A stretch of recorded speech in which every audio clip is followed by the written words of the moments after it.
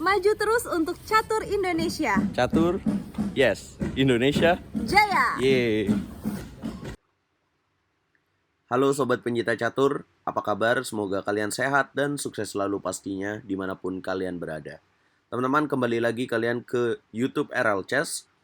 Dan kali ini kita masih akan membahas dan mengikuti turnamen terpenting di tahun 2022, yaitu turnamen kandidat FIDE untuk mencari siapa calon penantang gelar juara dunia yang saat ini dipegang oleh pecatur Norwegia Magnus Carlsen. Sudah memasuki babak ke-8 tadi malam, dan ada partai yang menarik sekali teman-teman. Babak 8 ini sangat menentukan juga ya, karena sudah memasuki paruh pertama di mana Yane Pomniachtchi, pecatur dari Rusia, memimpin klasemen dengan jarak setengah poin. Sementara runner-up Fabiano Caruana harus ditantang pecatur kuat Hikaru Nakamura di babak ke-8 ini.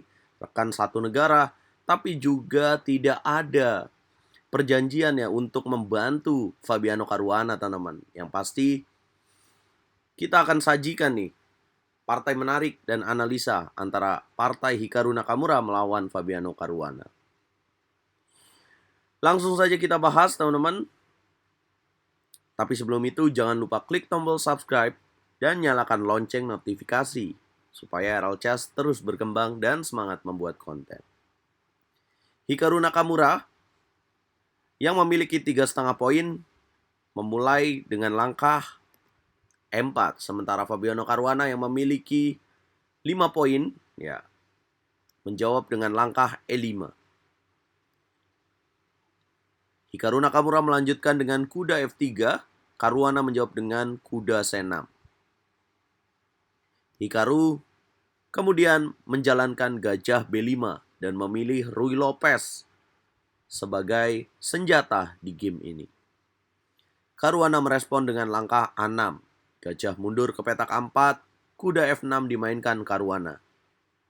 Kemudian putih rokade pendek.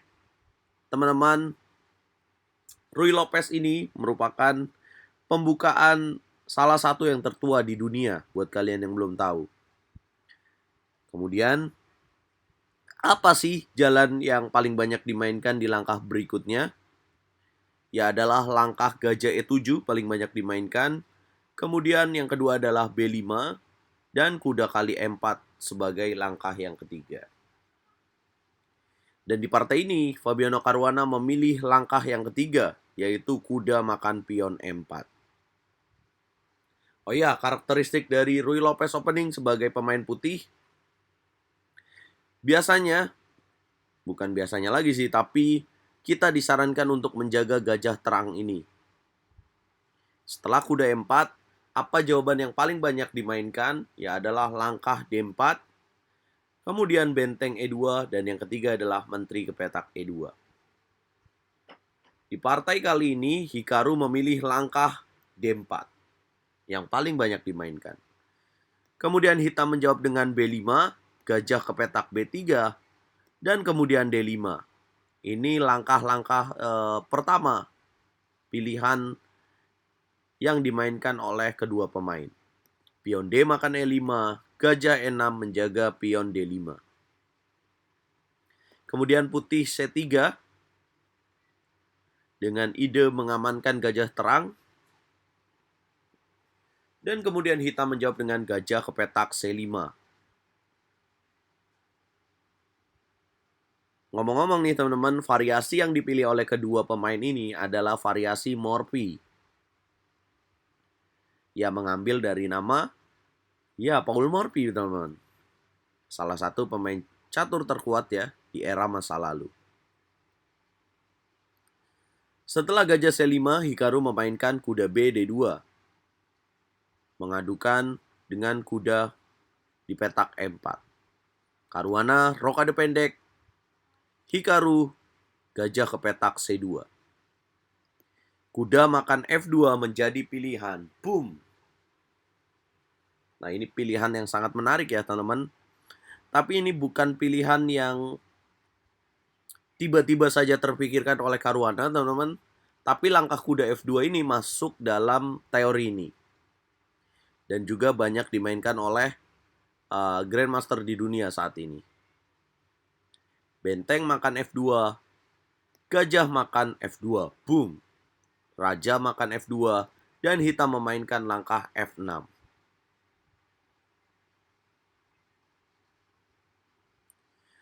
Menurut engine Stockfish 15, langkah terbaik yang bisa kalian pilih dalam posisi ini adalah dengan yang pertama adalah dengan raja ke petak G1, dan langkah yang kedua yang bisa kalian pilih adalah kuda ke petak F1.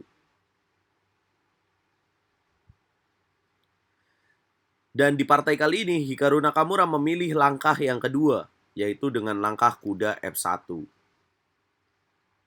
Dan kalian juga bisa melihat ya, bahwa sudah memasuki 14 langkah, tapi waktu kedua pemain masih menunjukkan 1 jam 58 menit. Yang berarti mereka hanya spend ya, menghabiskan waktu 2 menit untuk sampai ke 14 langkah ini.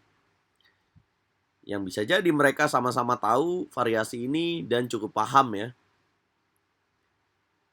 Pion F makan E5, Hikaru raja ke petak G1.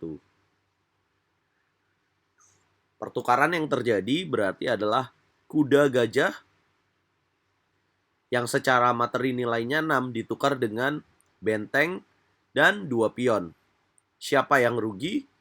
Ya kalau dihitung benteng dengan 2 pion, benteng nilainya 5, pion nilainya 2, itu 7. Yang berarti ya putih rugi ya. Tapi menurut evaluation bar, ini slightly better atau unggul tipis untuk putih. Bisa jadi karena keaktifan buah dari pemain putih ya. Sini kuda, dan putih memiliki sepasang gajah. Setelah Raja G1, kita lanjutkan permainan. Caruana menjalankan menteri ke petak D6. Tujuannya adalah untuk menghubungkan sepasang bentengnya. Hikaru gajah ke petak E3. Caruana gajah ke petak F5. Nah ini seperti yang disinggung di awal, bahwa kekuatan dari pemain putih adalah gajah terangnya. Jelas Hikaru menolak dengan gajah B3. Caruana benteng A D8, mengcover pion D5, putih menteri S1. Kuda A5 dimainkan Caruana, menyerang gajah terang milik Hikaru. Hikaru tetap mendiamkan dan dia lebih pilih menteri ke petak F2. Dengan tujuan gajah ke petak C5. Caruana lebih pilih menjaga dengan kuda B7. Ya dia menolak untuk mengambil gajah terang. Apabila dia lakukan kuda makan B3, maka ini akan memberikan keuntungan bagi Hikaru Nakamura, teman-teman. Ya, mengapa? Karena secara posisi, pengertian posisi bahwa bentengnya jadi aktif, gajahnya juga bisa memberikan tekanan pada menteri, dan ya jadi tidak ada tekanan ya, maksudnya kurang tekanan bagi pemain hitam menekan pemain putih. Ya dia bisa lanjutkan dengan menteri B3, menyerang pion E5.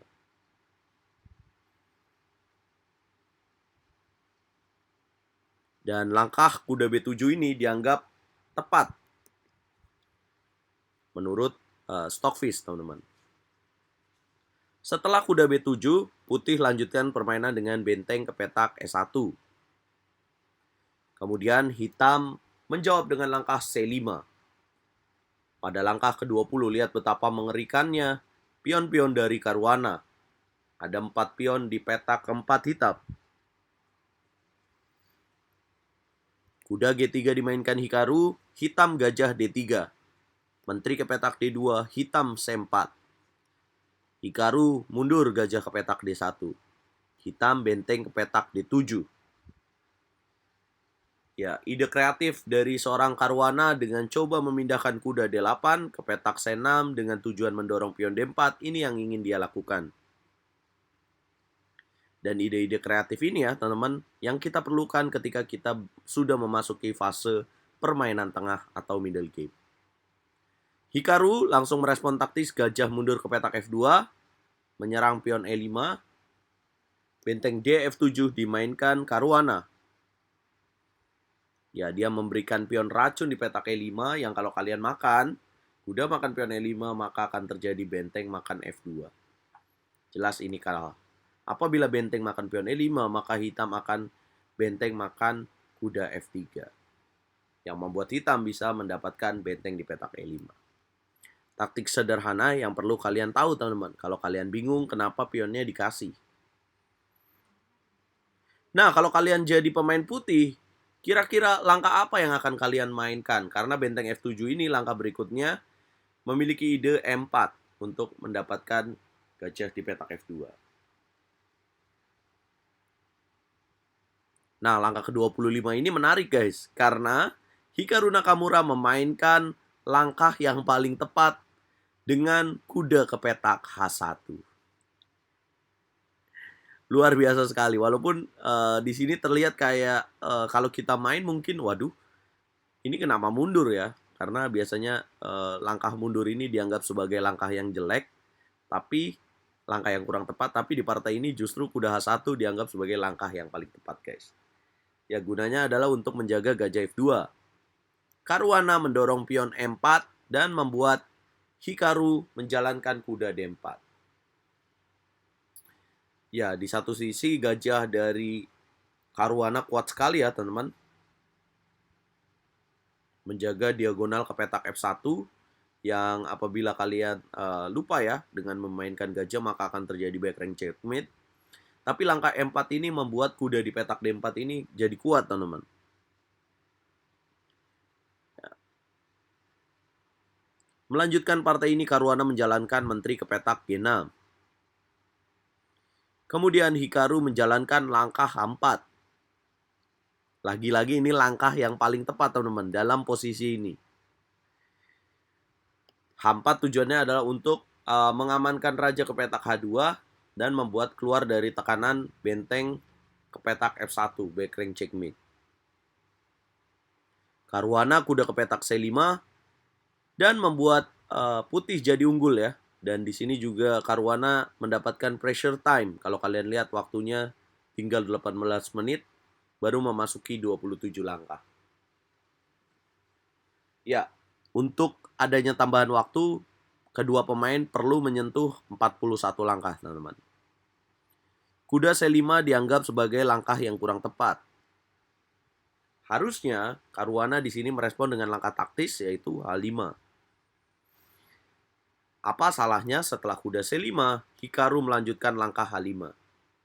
Kemudian hitam menteri D6, putih gajah G4. Jadi guys, tujuan dari langkah H5 tadi adalah untuk membuat gajah di petak D1 ini tetap dalam posisi tidak produktif. Nah, setelah Hikaru bisa memainkan langkah H5, gajahnya jadi keluar nih. Dan bisa membuat serangan. Kemudian hitam H6, Hikaru menteri ke petak E3. Caruana menteri ke petak F4. Hikaru menteri makan menteri. Menerima pertukaran, benteng makan menteri. Dan Hikaru Nakamura kuda ke petak E6. Karena sudah tidak ada menteri ya. Maka di sini tepat sekali ide dari Hikaru Nakamura adalah menyederhanakan permainan. Supaya makin kelihatan keunggulan perwira yang dimiliki oleh Hikaru Nakamura. Kuda makan kuda, gajah makan kuda di petak E6 skak. Ya, kalau kalian benteng makan G4, maka putih akan kuda F8 terlebih dahulu ya, teman-teman. Dan akan mengambil kuda di petak C5. Gajah E6 skak, raja ke petak H7, gajah makan pion D5. Perlahan Hikaru mengambil keunggulan. Kemudian benteng 8 F5, Hikaru gajah ke petak C6. Benteng makan pion H5, putih gajah D4. Ya. Kemudian hitam benteng HF5, putih kuda ke petak F2. Menyerang pion M4. Hitam benteng F7. Hikaru memainkan langkah B4. Ya, coba menyusun dan membuat pion-pion ini jadi lemah, teman-teman. Mengapa dia tidak mengambil pion M4 langsung? Ya, apabila gajah makan pion M4, maka hitam akan gajah makan gajah. Apabila benteng makan M4, maka hitam akan benteng makan M4, kuda M4, dan hitam akan benteng E7. Apabila kuda C5, maka hitam akan masuk dengan benteng E2. Nah, teman-teman, pertukaran ini dikatakan bahwa akan lebih membuat hitam unggul. Nah, kalian bisa lihat evolution bar-nya. Mengapa? Ya karena hitam jadi memiliki serangan terhadap pion-pion milik Hikaru Nakamura, teman-teman. Nah, hebatnya Hikaru Nakamura, dia tidak terpancing dan dia kalkulasinya sangat tinggi sekali ya, teman-teman, akurasinya di turnamen kandidat ini. Dia menjalankan B4. Kemudian Fabiano Caruana dorong H5, Hikaru Nakamura mendobrak dengan A4. Pion B makan A4, gajah makan A4. Kemudian Caruana melanjutkan idenya dengan mendorong H4, putih gajah E3. Benteng mundur ke petak F5, Hikaru benteng ke petak A1. Langkah menarik, Caruana mendorong pion H3 di langkah ke-42 dan sudah mendapatkan tambahan waktu 60 menit. Nah guys, langkah H3 ini berikutnya putih mendapatkan tantangan karena kalau kalian jadi Hikaru Nakamura, apa langkah yang kalian akan pilih? Cuman ada satu langkah yang membuat putih tetap unggul besar dalam posisi ini. Dan langkahnya juga sulit ya untuk ditemukan. Kira-kira apa respon kalian? Apakah makan pion H3 dengan kuda atau dengan pion? Yap, tepat sekali ya. Bukan memakan pion H3, tapi langkah brilian benteng ke petak A2. Boom! Apa guna dari benteng ke petak A2 adalah untuk mengcover kuda di petak F2. So, kalau di sini kalian tidak tepat ya menjalankan gajah ke petak C6, maka hitam di sini bisa melakukan langkah benteng makan F2. Boom. Gajah makan F2 dan di sini Caruana bisa mendobrak dengan H2. Harus makan benteng makan gajah F2. Nah, ini membuat keunggulan dimiliki oleh Fabiano Caruana. Nah, kenapa sih nggak makan pion H3 aja? Apabila pion G makan H3, maka hitam akan memiliki keunggulan dengan benteng ke petak F3. Ya, gunanya adalah untuk bisa mendorong pion promosinya ini. Apabila benteng ke petak E1, maka Caruana benteng ke petak G3. Dan Raja H2, maka hitam bisa benteng makan gajah E3. Boom! Benteng makan benteng, dan dia bisa mengambil kuda di petak F2. Perwiranya jadi seimbang, dan sekarang hitam lebih baik, teman-teman. Mengapa tidak mengambil dengan kuda makan pion H3? Ya, maka akan terjadi pertukaran benteng seperti tadi. Nah, jadi dalam posisi ini tidak disarankan bahwa putih menukar bentengnya. Dan hitam akan mengganggu dengan coba memanfaatkan pion promosinya ini, guys. Dan inilah yang akan terjadi. Ya, jadi dipaksa untuk makan dan makan C3. Nah, ini bahaya ya buat putih. Walaupun seimbang, tapi jadi ada serangan nih dari sisi Caruana. Nah, itulah hebatnya Hikaru yang akurat sekali di langkah ke-43 ini. Satu-satunya langkah yang membuat dia tetap unggul besar dengan memilih benteng ke petak A2. Ya, ini setelah dia melihat langit-langit ya, teman-teman. Pion H makan G2, gajah D1 dimainkan Hikaru, ya, mencegah benteng ke petak F3. Kemudian hitam benteng 7 F6, putih gajah G4. Ya, sepasang gajah di sini terlihat bermain ya, teman-teman. Benteng D5, putih raja makan G2. Benteng G6, putih raja ke petak G3. Kemudian hitam gajah ke petak F1, putih gajah D4. Gajah kembali lagi ke petak D3, putih raja ke petak F4. Yang memiliki ide gajah F5, hitam raja ke petak G8. Hikaru gajah ke petak F5 dan dianggap kalau kalian lihat di sini evaluation bar-nya sudah tinggi sekali. Indikator kemenangan yang dimiliki Hikaru Nakamura. Benteng ke petak H6, Hikaru kuda ke petak G4. Benteng H ke petak D6, Hikaru Nakamura kuda ke petak E3. Ya, ini posisinya menarik. Mungkin kalian berpikir ya, ini apa yang terjadi apabila hitam benteng makan D4? Ya, apabila hitam benteng makan D4, maka putih tidak langsung makan ya, karena kalau makan ini akan memberikan hitam dorongan pion promosi dengan C3. Ya, walaupun dikatakan di sini putih tetap menang ya dengan D5, kemudian hitam benteng H6 dan putih bisa gajah E6. Tapi langkah akurat apabila hitam benteng makan D4, di langkah berikutnya putih akan melakukan raja E5, teman-teman. Jadi bentengnya tetap terkunci dan putih akan coba makan dengan pion C makan D4.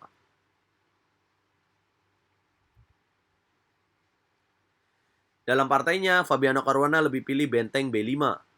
Kemudian Hikaru gajah ke petak C5, benteng ke petak F6, dan raja naik ke petak E5. Caruana mendapatkan pressure time kembali ya. Setelah langkah ke-54 ini waktunya tinggal di bawah 5 menit. Dan dia butuh 6 langkah menyentuh langkah ke-60 teman-teman. Untuk adanya tambahan waktu kedua dengan tambahan waktu 15 menit dan 30 detik setiap melangkahnya. Nah ini teman-teman jadi tahu kan alasan kenapa Caruana semakin ya bisa dikatakan tidak akurat ya langkahnya karena pressure time juga teman-teman. Jadi dalam analisa ini juga kalian jadi tahu nih pengaruh dari langkah-langkah tidak akurat Caruana. Raja ke petak F7, kemudian Hikaru Nakamura kuda ke petak D5. Benteng makan gajah, raja makan gajah ya. Sorry, kenapa benteng harus makan gajah dalam posisi ini? Kenapa tidak menghindar saja dengan benteng H6? Maka Hikaru akan memainkan benteng F2 dan ini bahaya sekali ya. Open skak dari putih. Apabila raja ke petak E8, maka ada gajah E6 dengan setup checkmate benteng ke petak F8.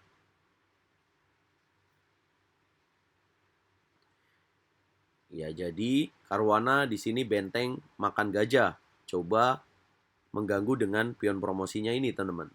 Raja makan benteng, kemudian E3, raja E5, E2, gajah F2 tarik menjaga pion promosi. Benteng mundur ke petak B8, putih gajah E1. Benteng E8, raja ke petak F4. Dorong pion G5 skak, apabila dimakan terjadi forking.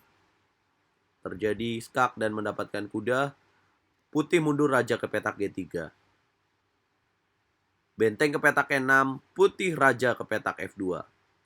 Benteng ke petak H6, putih raja E3.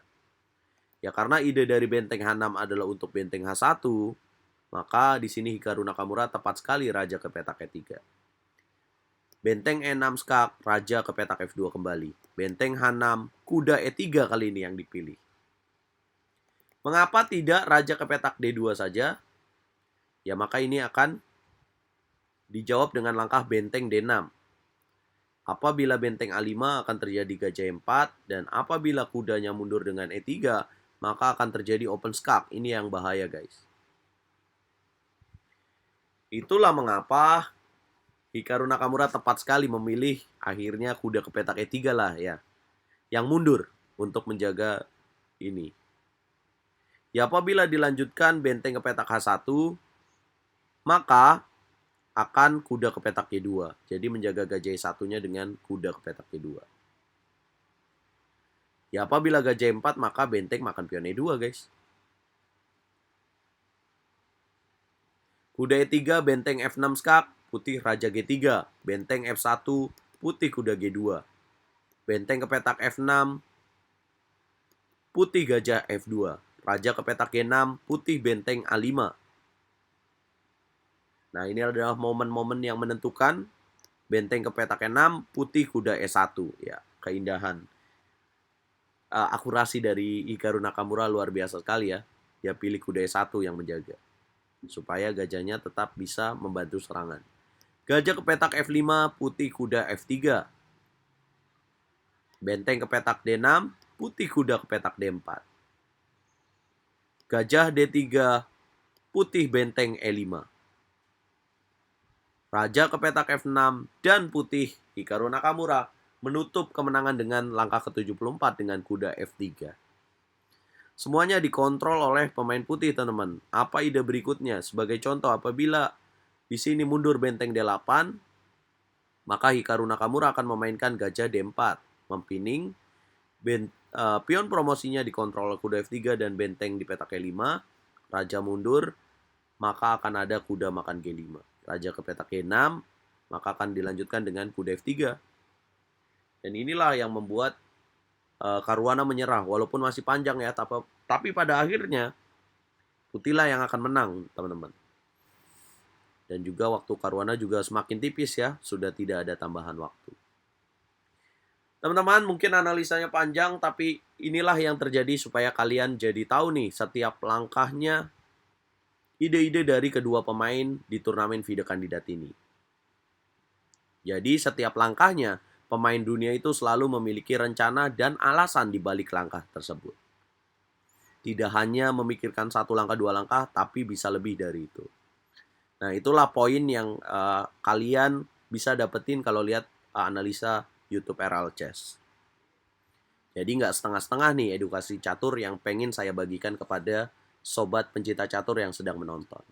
Semoga kalian dapat menerima dan bisa terapkan ketika kalian sedang bertanding. Teman-teman, jangan lupa bantu aku dengan cara like, share, komen, dan subscribe, dan nyalakan lonceng notifikasi. Kalian bisa nonton lanjutan babak ke-9, dan berkat kemenangan ini membuat senang Ian Nepomniachtchi karena berjarak 1 poin dari Fabiano Caruana. Ian Nepomniachtchi remis dengan Ding Liren, dia mendapatkan 6 poin. Caruana masih tertahan dengan 5 poin, dan Hikaru nempel dengan 4,5 poin, berjarak setengah poin dengan Fabiano Caruana, dan 1,5 poin dengan Ian Nepomniachtchi. Jangan lupa kalian bisa nonton babak ke-9 malam ini jam 19.45. RL Chess menjadi tim komentator di YouTube Chesscom Indonesia bersama dengan Chelsea Monica. Tapi RL Chess masih aktif ya, teman-teman. Dan nanti setelah kandidat mungkin akan live streaming lagi. Nah, partai-partai di Singapura belum sempat saya upload nih, teman-teman, karena kalian pasti sedang fokus untuk menyaksikan turnamen kandidat. Jangan lupa dukung terus Percaturan Indonesia. Menurut kalian, siapa nih yang akan jadi turnamen kandidat setelah babak ke-8 ini nih? Apakah kalian makin terbuka untuk mendukung Nepo? Atau masih percaya? Mana nih tim Ali Reza, tim Duda, tim Ding Liren seperti saya? Dukung terus Percaturan Indonesia, dukung terus RL Chess, Catur Yes Indonesia. Jaya bosku!